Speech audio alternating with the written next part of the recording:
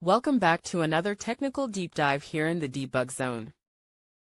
Today, we're tackling a big question and breaking it down with insights from other users.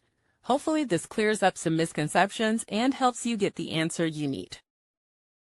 So buckle up, stay a little curious, and let's jump right in.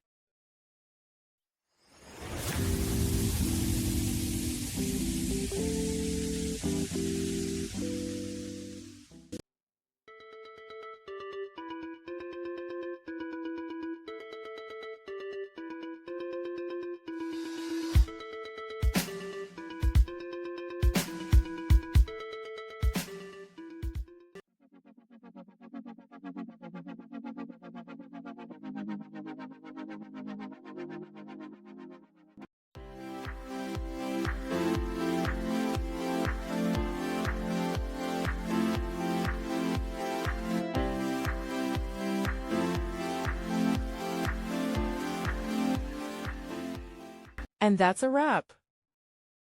I hope you found the answer you were looking for. If you did, take a second to hit that subscribe button. It really helps out.